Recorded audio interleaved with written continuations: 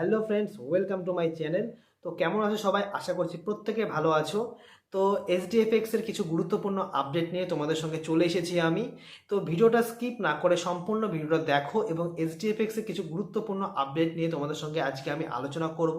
এবং এই আপডেটগুলো তোমাদের প্রত্যেকের জানা খুবই জরুরি, বিশেষ করে যারা ওয়ার্কিং ব্যালেন্সে টাকা পাও তাদের জন্য কিন্তু এই আপডেটটা একটা গুরুত্বপূর্ণ আপডেট হতে চলেছে। কারণ এসডিএফএক্স কিন্তু ওয়ার্কিং ব্যালেন্স কিন্তু আর তোমাদের না ব্যাংক অ্যাকাউন্টে দেবে, না তোমাদের ফাইন্যান্সে দেবে। তোমাদের কিন্তু সেই অপশন কিন্তু উইথড্রল অপশন কিন্তু আর খোলা হবে না।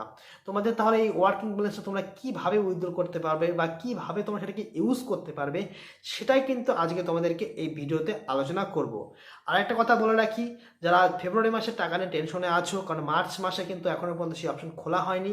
সেই অপশনটা কিন্তু 6, 7 এবং 8 তারিখে খোলা হবে এবং প্রত্যেকের ব্যাংক অ্যাকাউন্টে কিন্তু টাকা 10 তারিখের মধ্যে ক্রেডিট হয়ে যাবে, এইরকমটাই আপডেট রয়েছে কোম্পানি থেকে। কোম্পানির মিটিংয়ে এরকমই জানানো হয়েছে, কিন্তু কোম্পানি এখন প্রফিট শেয়ারিংয়ের ওপর জোর দিচ্ছে। তাই প্রফিট শেয়ারিংয়ের টাকাটা যাতে প্রত্যেকে ঠিক ঠিক সময় পায় সেই দিকে নজর দেওয়া হবে। তাই কোম্পানি সিদ্ধান্ত নিয়েছে যে টাকা প্রত্যেকের অ্যাকাউন্টে 10 তারিখের মধ্যে ক্রেডিট হয়ে যাবে। তো এবার আসা যাক মেন কথাতে, 2% যেটা টাকাটা আসছে সেটা কি হবে। তোমরা দেখবে তোমাদের কিন্তু প্রত্যেক সোমবারে টাকাটা কিন্তু তোমাদের ওয়ার্কিং ব্যালেন্সে চলে আসছে, কিন্তু সেখানে কোনো সোমবারে সেটাকে উইথড্রল অপশন খোলা হবে না। কারণ কোম্পানি চাইছে কোম্পানির বিজনেসটাকে গ্রো করাতে। কোম্পানি আছে, কোম্পানির নতুন নতুন নিয়ম আসবে, নতুন স্ট্রিক্ট নিয়ম আসবে, রেগুলেশন আসবে, কিছু করার নেই। কারণ কোম্পানির যে ওয়ার্কিং ব্যালেন্সটা সেটা তোমরা একমাত্র তখনই ভাঙাতে পারবে যখন তোমরা কাউকে জয়েন করাবে বা তোমরা সেই পরিমাণ টাকা ইনভেস্টমেন্ট করবে। বুঝতে পারলে না? তোমাদেরকে বুঝিয়ে বলছি। মনে করো তোমার অ্যাকাউন্টে 20,000 টাকা ওয়ার্কিং ব্যালেন্স আছে, ইন্ডিয়ান কারেন্সিতে 20,000 টাকা ওয়ার্কিং ব্যালেন্স আছে। যদি তোমরা কাউকে রেফার করাতে পারো তো ভালো, যদি রেফার করাতে না পারো তাহলে কি করবে? তখন তোমাদের কি করতে হবে, তোমরা আবার 20,000 টাকা ইনভেস্টমেন্ট করে, মানে ইনভেস্টমেন্ট 20,000 টাকা করলে এবং ওয়ার্কিং ব্যালেন্সে 20,000 টাকা আছে, টোটাল 40,000 টাকার ইনভেস্টমেন্ট হলো। এই একটা অপশন। আর একটা অপশন, দেখা গেল তোমাদের আন্ডারে কেউ একজন জয়েন করলো, যে 50,000 টাকা ইনভেস্টমেন্ট করলো, তোমাদের অ্যাকাউন্টে আছে 20,000 টাকা ওয়ার্কিং ব্যালেন্সে। তাহলে 20,000 টাকা যে পরিমাণ ডলার তার অ্যাকাউন্টে ট্রান্সফার করে দিলে, তার কাছ থেকে ক্যাশ নিয়ে নিলে এবং বাকি 30,000 টাকাটা কোম্পানির ফান্ডে পাঠিয়ে দিলে, সেটা কোম্পানির ফান্ড ওয়ালেটে পাঠিয়ে দিল। আর তোমার অ্যাকাউন্ট থেকে তুমি কিছু 20,000 টাকা যেটা ডলার হচ্ছিল সেটা তোমার তাকে তার ওয়ার্কিং ব্যালেন্সে পাঠিয়ে দিলে। তার মানে তার টোটাল ইনভেস্টমেন্ট হয়ে গেল 50,000 টাকা। এইভাবে তোমরা ভাঙাতে পারো। কারণ কোম্পানি চাইছে তাদের বিজনেসটাকে গ্রো করাতে, কারণ বিজনেস কখনোই একটা জায়গায় থেমে থাকলে কখনোই হয় না। তো কোম্পানি এই সিদ্ধান্তটা কতটা যুক্তিসঙ্গত এবং কতটা সঠিক তোমাদের কমেন্টে জানতে চাই, যে সিদ্ধান্তটা কি ঠিক নাকি ভুল। আর যারা যারা এই দুটোর মধ্যে কোনোটাই করতে পারবে না, তাদের জন্য একটা অপশন খোলা রয়েছে, এটাই তাদেরকে ওয়েট করতে হবে।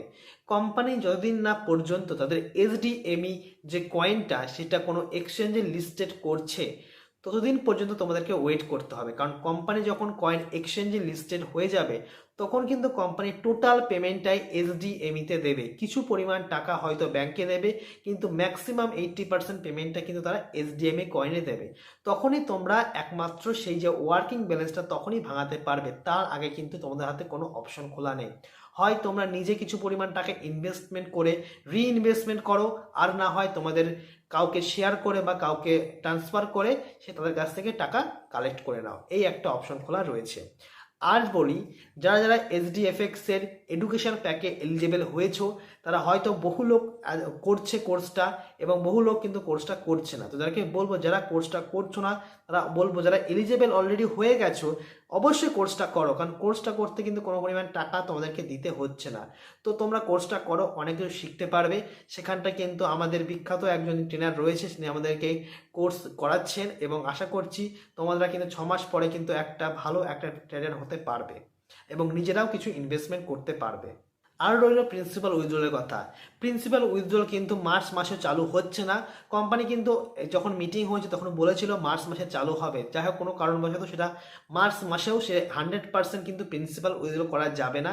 সেটা কিন্তু বলেছে যে এপ্রিল মাস থেকে সেটা কিন্তু করা হবে। অর্থাৎ তোমাদেরকে ওয়েট করতে হবে প্রিন্সিপাল উইথড্রল নিয়ে। আর যারা অলরেডি প্রিন্সিপাল উইথড্রল করে নিয়েছো তাদেরকে বলবো, অনেকের কিন্তু কারোর অ্যাকাউন্টে কিন্তু এখনো পর্যন্ত টাকা ক্রেডিট হয়নি, তাদেরকেও ওয়েট করতে হবে কবে টাকা তাদের ক্রেডিট হয়। সেরকম কিন্তু কোনো আপডেট নেই যে কোম্পানি খুব শীঘ্রই তাদের টাকা দিয়ে দেবে বা কি, তাদেরকে ওয়েট করতে হবে। এবং প্রিন্সিপাল উইথড্রল কিন্তু এপ্রিল মাসের পর থেকে 100% খোলা হবে। আর একটা কোয়েশ্চেন যেটা আমাকে সবাই করে, দাদা এইচডিএফসি কি আবার ইনভেস্টমেন্ট করা যায়? তো তাদেরকে আমি বলবো, দেখো, ইনভেস্টমেন্ট করা আর না করা সম্পূর্ণ নিজের ব্যক্তিগত ব্যাপার। তোমাদেরকে কিন্তু একটা রিস্ক নিয়ে এখানটায় ইনভেস্টমেন্ট করতে হবে, কারণ এখানটায় ইনভেস্টমেন্ট করলে কিন্তু তুমি একটা হিউজ রিটার্ন এখান থেকে পেতে পারো, যেটা কিন্তু আমাদের ব্যাংক বা পোস্ট অফিসে পাওয়া যায় না। মান্থলি 8% মতো রিটার্ন এখান থেকে পেতে পারো। তো 8% রিটার্ন পেতে গিয়ে তোমাকে কিন্তু একটু রিস্ক নিতেই হবে। কোথাও কিন্তু 100% সিকিউর কিন্তু এই সমস্ত মার্কেট কখনোই দেবে না।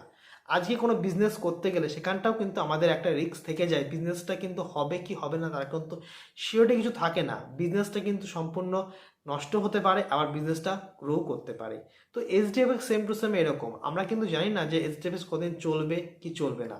তো এইচডিএফএস বর্তমানে মানুষকে 2.5 বছর ধরে প্রফিট দিয়ে যাচ্ছে। 2.5 বছর ধরে আজ পর্যন্ত মানুষের কোনো টাকা কিন্তু কোনোদিন কারো আটকায়নি, প্রত্যেকের পেমেন্ট দিয়ে গেছে, এবং কতদিন পর্যন্ত দেবে সেটার কিন্তু কোনো রকম কোনো নিশ্চয়তা নেই। আজকে মার্কেটে এইচডিএফএক্স তাদের এডুকেশন প্যাক লঞ্চ করেছে, নিজস্ব ব্রোকার হাউস লঞ্চ করেছে, আরও বিভিন্ন রকম প্ল্যান করেছে, তারা ক্রিপ্টোকারেন্সি লঞ্চ করেছে। তো আশা করছি যে এইচডিএফএক্স যেহেতু এত কিছু প্ল্যান করছে, নিশ্চয়ই তারা কিছু করার জন্যই মার্কেটে এসেছে। এবার ইনভেস্টমেন্ট করবে কি করবে না নিজের সম্পূর্ণ ব্যক্তিগত ব্যাপার। তবে ইনভেস্টমেন্ট করার আগে সমস্ত রকম রিস্ক জেনেই কিন্তু এখানটায় ইনভেস্টমেন্ট করবে। আর একটা কথা বলবো তোমাদেরকে, কখনোই কিন্তু কোনো লোনের টাকা নিয়ে এখানটা ইনভেস্টমেন্ট করবে না। তো তোমাদেরকে বলবো, যারা এইচডিএফসি ইনভেস্টমেন্ট করছো তারা নিজে রিস্কে ইনভেস্টমেন্ট করো। বর্তমানে এইচডিএফসি মানুষকে পেমেন্ট দিচ্ছে, আর আগামী দিনে কতদিন পর্যন্ত দেবে তার কিন্তু কোনো সিউরিটি কেউ দিতে পারবে না। ভিডিওটা ভালো লাগলে বা তোমাদের কাছে ইনফরমেটিভ হলে অবশ্যই চ্যানেলটাকে সাবস্ক্রাইব করে দাও এবং বন্ধুদের সঙ্গে শেয়ার করে দাও। বাই।